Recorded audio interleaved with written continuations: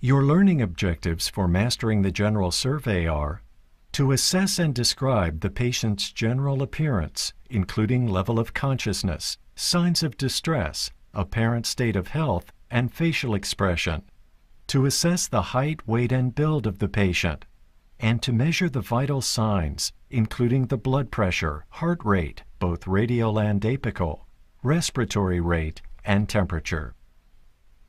The general survey of the patient's appearance, height, and weight begins with the opening moments of the patient encounter. Does the patient hear you when greeted? Rise with ease? Walk easily or stiffly? Each observation should raise questions or hypotheses for you to consider as your assessment unfolds. The best clinicians continually sharpen their powers of observation and description throughout the patient visit. Before beginning any physical examination, elicit a careful history to clarify the patient's concerns.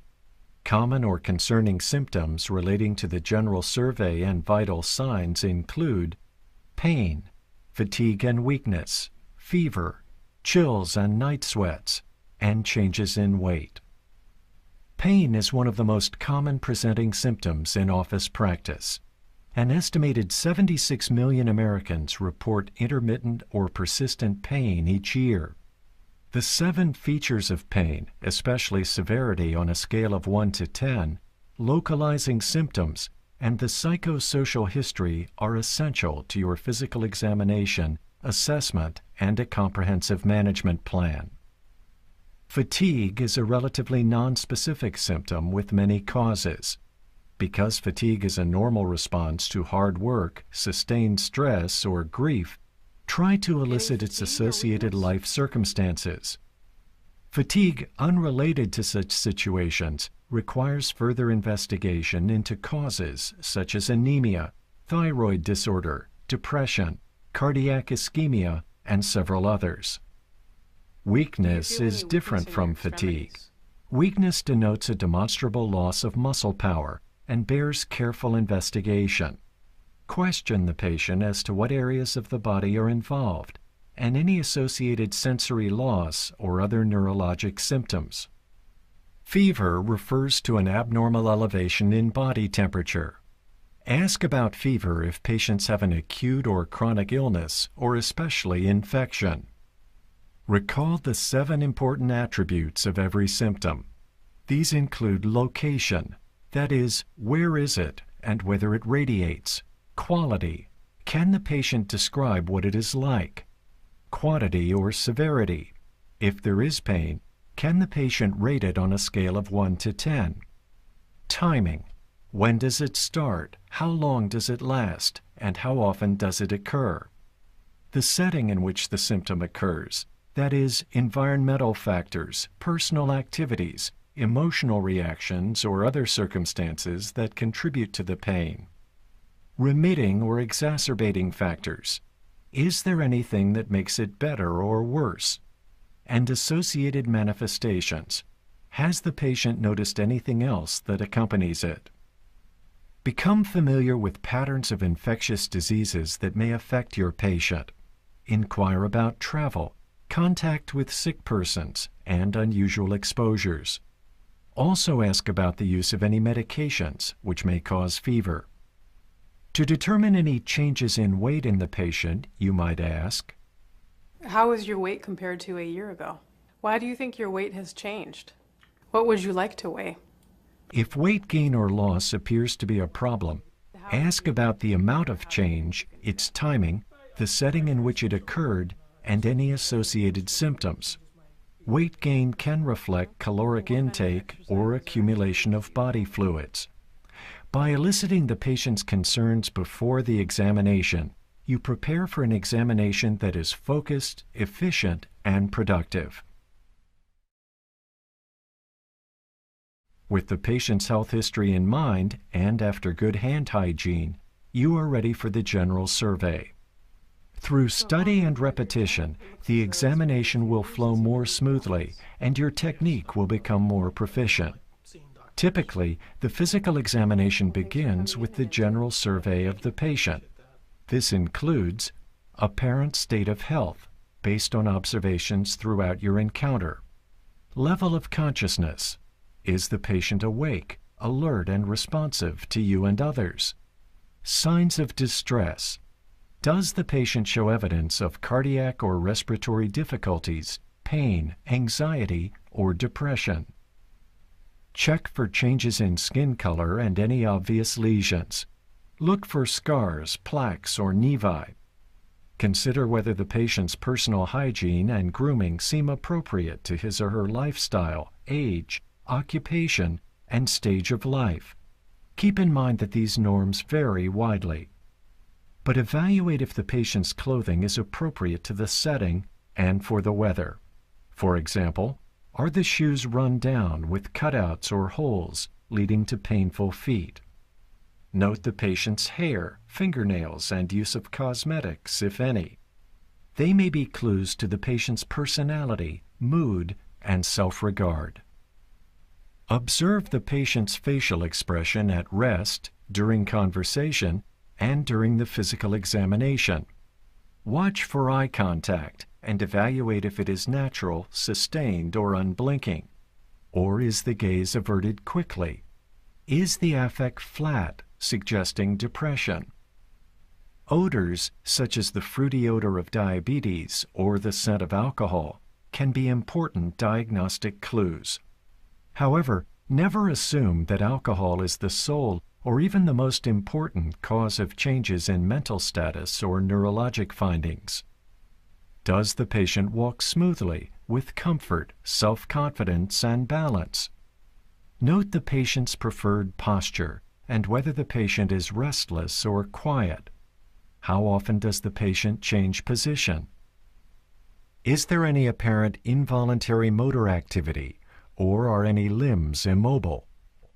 If possible, measure the patient's height with the patient in stocking feet. Take this opportunity to note general body proportions and look for any deformities, such as kyphosis or scoliosis. Whenever possible, weigh your patients with their shoes off. Make note of any weight changes over time. Use your measurements of height and weight to determine the body mass index, or BMI. There are several ways to establish the BMI. Your electronic medical record software may do this automatically, or you may use a BMI table. The BMI is calculated by relating height, in the column on the left, to weight, indicated in the corresponding rows to the right. If the BMI is 35 or greater, measure the patient's waist circumference just above the hips. Risk for diabetes, hypertension, and cardiovascular disease increases significantly if the waist circumference is 35 inches or more in women and 40 inches or more in men. If the BMI is above 25, assess the patient for the additional risk factors noted here: hypertension, high LDL cholesterol, low HDL cholesterol, high triglycerides, high blood glucose, family history of premature heart disease, physical inactivity, cigarette smoking. Patients with a BMI over 25 and 2 or more of these risk factors should pursue weight loss, especially if the waist circumference is elevated, seen in metabolic syndrome.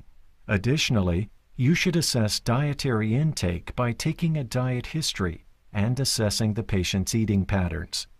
Assess the patient's motivation to make lifestyle changes that promote weight loss. Be prepared to provide counseling about nutrition and exercise by being well informed about strategies that promote weight loss. If the patient's BMI falls below 18.5, investigate possible anorexia, bulimia, or other serious medical conditions. Throughout the general survey, you should strive to continually sharpen your observations and your ability to describe all the distinguishing features of the patient's general appearance. Your description should be so precise that a colleague should be able to identify the patient out of a crowd of strangers. Now you are ready to measure the vital signs, which include blood pressure, heart rate, respiratory rate, and temperature. Note that recent evidence suggests that home and ambulatory blood pressure measurements are more accurate than manual measurements taken in the office.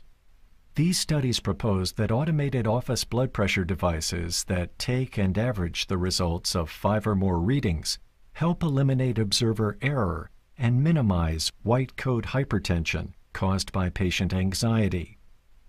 Make sure the examining room is quiet and comfortably warm. And before assessing the patient's blood pressure, take these steps to make sure the measurement will be accurate. Ask the patient to avoid drinking caffeinated beverages or smoking for 30 minutes and to rest for at least 5 minutes before the blood pressure is taken. Check to make sure the selected arm is free of clothing.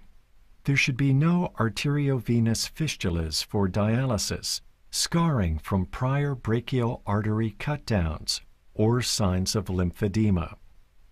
Palpate the brachial artery to confirm that it has a viable pulse. Position the arm so that the brachial artery at the antecubital crease is at heart level, roughly level with the fourth interspace at its junction with the sternum. The patient's arm should be supported at the mid-chest level. To measure blood pressure accurately, you must choose a cuff of appropriate size. Cuffs that are too wide or too narrow may give false readings. Here are some guidelines to help you select the correct blood pressure cuff.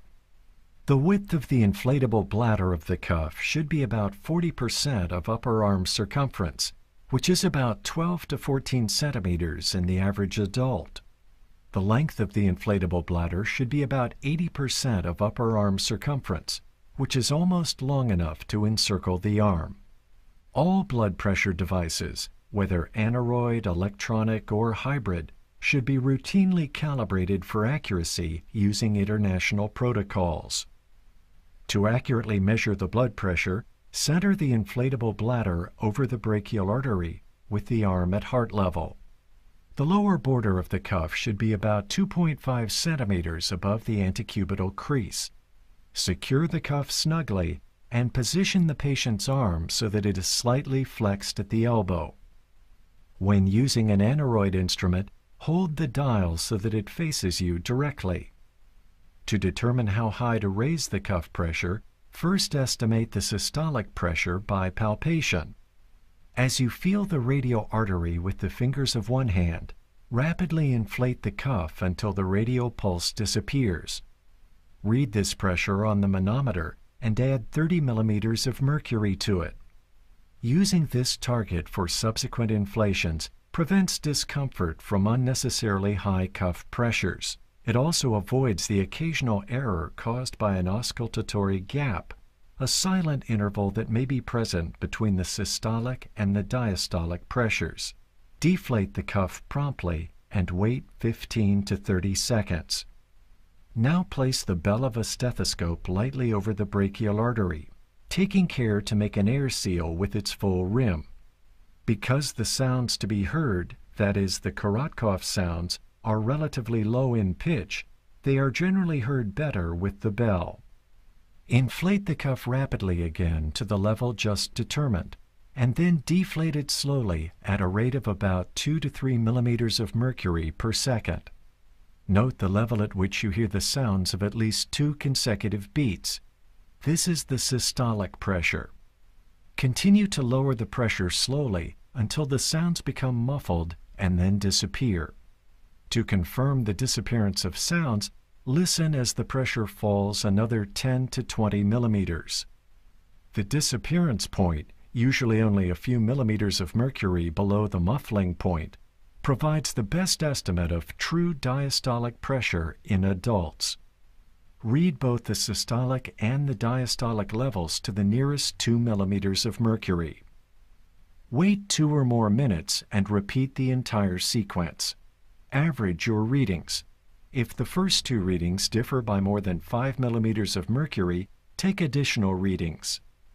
Avoid slow or repetitive inflations of the cuff because the resulting venous congestion can cause false readings. blood pressure should be taken in both arms at least once. Normally, there may be a difference in pressure of 5 millimeters of mercury and sometimes up to 10 millimeters. Subsequent readings should be taken on the arm with the higher pressure. Averaging several blood pressure measurements is best. Differences of more than 10 millimeters of mercury between the arms raise concerns of subclavian steel and aortic dissection. In 2003, the Joint National Committee on Detection, Evaluation, and Treatment of High Blood Pressure recommended using the mean of 2 or more properly measured blood pressure readings taken on 2 or more office visits for diagnosis of hypertension. For adults, the committee has defined 4 levels of systolic and diastolic hypertension: normal, prehypertension, stage 1 hypertension, and stage 2 hypertension. Note that either component may be high. When the systolic and diastolic levels fall in different categories, you should use the higher category. If you read low levels of blood pressure, you should interpret this reading in the light of past readings and the patient's clinical state. If indicated, assess orthostatic hypotension, common in older adults, by measuring blood pressure and heart rate in 2 positions: supine, after the patient is resting, from 3 to 10 minutes, and then within 3 minutes after the patient stands up. Orthostatic hypotension is a drop in systolic blood pressure of 20 millimeters or greater, or in diastolic blood pressure of 10 millimeters or greater within 3 minutes of standing, or a rise in heart rate of more than 20 beats per minute. If there are weak or inaudible Korotkov sounds, check the placement of your stethoscope and whether you have full skin contact with the bell. Also consider the possibility of venous engorgement of the patient's arm from repeated inflations of the cuff, or even the possibility of shock. To intensify Korotkov sounds, try raising the patient's arm before and while you inflate the cuff, then lower the arm and determine blood pressure. Or inflate the cuff and ask the patient to make a fist several times, and then determine the blood pressure. For the obese arm, use a cuff 15 centimeters in width, or consider using a thigh cuff wrapped around the forearm, then assessing the radial pulse. When assessing the heart rate, or HR, the radial pulse is commonly used. With the pads of your index and middle fingers, compress the radial artery until you detect a maximal pulsation. If the rhythm is regular and the rate seems normal, count the rate for 30 seconds and multiply by 2. If the rate is unusually fast or slow, however, count it for 60 seconds. The range of normal is 50 to 90 beats per minute. To begin your assessment of rhythm, feel the radial pulse. If there are any irregularities, check the rhythm again by listening with your stethoscope at the cardiac apex. Premature beats may not be detected peripherally, and the heart rate can be seriously underestimated. Is the rhythm regular or irregular? If irregular, try to identify a pattern by asking, do early beats appear in a basically regular rhythm? Does the irregularity vary consistently with respiration? And is the rhythm totally irregular? Always check an electrocardiogram if the rhythm is irregular to identify which type of rhythm is present. Next, observe the rate, rhythm, depth, and effort of breathing. Count the number of respirations in 1 minute, either by visual inspection or by subtly listening over the patient's trachea with your stethoscope during your examination of the head and neck or chest. Normally, adults take approximately 20 breaths per minute in a quiet, regular pattern. An occasional sigh is normal. Check to see if the expiration is prolonged, suggesting COPD. For oral temperatures, choose either a glass or electronic thermometer. When using a glass thermometer, shake the thermometer down to 35 degrees Celsius or 96 degrees Fahrenheit or below. Then insert it under the tongue, instruct the patient to close both lips, and wait 3 to 5 minutes. Then read the thermometer, reinsert it for 1 minute, and read it again. If the temperature continues to rise, repeat the procedure until the reading remains stable. Note that hot or cold liquids, or even smoking, can alter the temperature reading. So in these cases, it is best to delay measuring the temperature for 10 to 15 minutes. Electronic thermometers are increasingly replacing glass thermometers. To use this device, carefully place the disposable cover over the probe. Insert the thermometer under the tongue and ask the patient to close both lips, and then watch closely for the digital readout. An accurate temperature recording usually takes about 10 seconds. Most patients prefer oral to rectal temperatures. However, taking oral temperatures is not recommended if patients are unconscious, restless, or unable to close their mouths. In these cases, rectal temperatures are advised. For a rectal temperature, ask the patient to lie on one side with the hip flexed. Lubricate the tip of the thermometer. Insert the thermometer about 3 to 4 centimeters, or 1.5 inches, into the anal canal in a direction pointing to the umbilicus. Remove it after the recommended time period, then read. As opposed to this electronic thermometer, the process with a glass thermometer is the same, although you must wait 3 minutes to read the results. Taking the tympanic membrane temperature is an increasingly common practice and is quick, safe, and reliable if performed properly. Make sure the external auditory canal is free of cerumen, which lowers the temperature readings. Position the probe in the canal so that the infrared beam is aimed at the tympanic membrane, otherwise the measurement will be invalid. Wait 2 to 3 seconds until the digital temperature reading appears. This method measures core body temperature, which is higher than the normal oral temperature by approximately 0.8 degrees Celsius or 1.4 degrees Fahrenheit. Normal oral temperature in adults fluctuates considerably, with the average usually quoted as 37 degrees Celsius or 98.6 degrees Fahrenheit. It may fall as low as 35.8 degrees Celsius in the morning hours, or rise as high as 37.3 degrees Celsius in the late afternoon or evening. Rectal temperatures are higher than oral temperatures by an average of 0.4 to 0.5 degrees Celsius or 0.7 to 0.9 degrees Fahrenheit. This difference, too, is quite variable. In contrast, axillary temperatures are lower than oral temperatures by approximately 1 degree, take 5 to 10 minutes to register, and are generally considered less accurate than other measurements. Many now consider pain the fifth vital sign.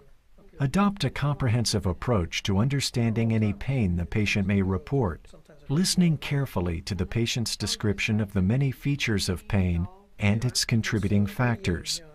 Accept the patient's self-report, which experts state is the most reliable indicator of pain. Ask the patient to point to the pain, because patients often cannot describe or localize the site of origin. Ask the patient to describe the pain and how it started, and whether it is related to a site of injury, movement, or time of day. Identify the 7 features of the patient's pain. Also ask about the quality of the pain, sharp, dull, or burning. Ask if the pain radiates or follows a particular pattern. Ask what makes the pain better or worse. Assessing the severity of pain is especially important, and there are many scales at your disposal to help determine that, which can be used by children as well as patients with language barriers or cognitive impairment. Managing pain is a complex clinical challenge, and treatment should be multidimensional. You should strive to attain an in-depth knowledge of analgesics and behavioral and physical therapy, as well as the risk factors of possible treatments. Remember that a clear, well-organized clinical record, Employing language that is neutral, professional, and succinct is one of the most important adjuncts to patient care. Patient is of medium height and weight who appears well-groomed and has mobility issues. He is pleasant and cooperative during the examination. Weight is 220 pounds. After practice and further review of this video, make sure you have mastered the important learning objectives for the general survey of your patient.